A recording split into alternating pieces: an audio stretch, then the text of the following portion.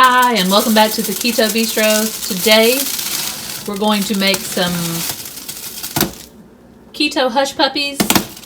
So each of these hush puppies will have approximately 2 net carbs. So I'm going to start with my dry ingredients. The recipe calls for 1 cup almond flour. I'm going to use 1 cup almond flour almost, and then I'm going to add some flaxseed meal. You can just do the 1 cup almond flour, and then 2 tablespoons coconut flour, 1 teaspoon baking powder,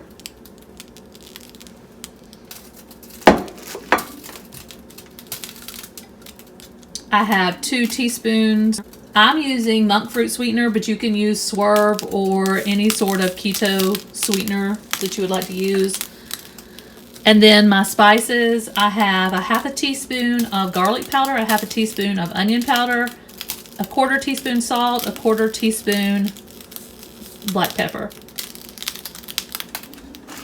Now you can add jalapenos. I've done that before. I've added onions. My kids do not like the jalapenos or the onions. So I'm going to see if I can get them to eat some of these. So I'm just going to mix this up and crush any of the lumps.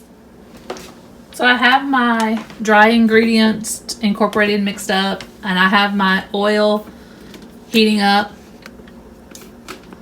So I just use maybe 2.5, 3 cups of oil. I have my dry ingredients mixed up, and I have my oil heating. I have 2.5, 3 cups of oil in a pan just to fry the hush puppies.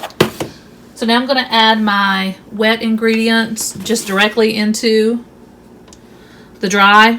I have a 1/4 cup of heavy whipping cream. And then the recipe calls for a room temperature egg. Mine's not completely room temperature, but I have been letting it sit out. So I'm going to beat the egg first, just a little bit with a spoon to crush the yolk. And add that to it. And now this is, you want like a cornbread consistency. So I'm just going to mix that in real well. I'm not going to over mix it because you do want that texture, but you do want it mixed well enough that it stays into a little ball while you fry it. And then I'm just going to use my spoon, and I'm just going to form a little ball. So make sure your hands are good and clean, because you're going to be touching all of these and dumping it into the oil. So it looks like the oil is ready to go. And then what I'm going to do is fry it on each side for about 3 minutes. So just with my spoon, I'm just going to roll up a little ball.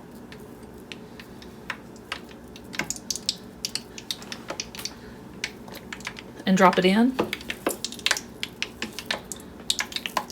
So not too, it wasn't hot enough, I don't think. I'm not getting a lot of action, so I'm just going to go ahead and ball it up while it heats up a little more.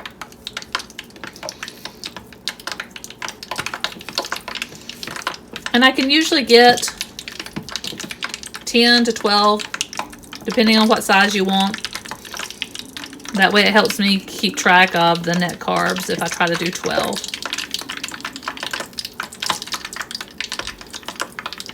So that's what you want to see. You want to see the hush puppy floating toward the top. And that's why you want to leave it in there 3 minutes on each side. Is because one side's going to cook a little bit more than the other.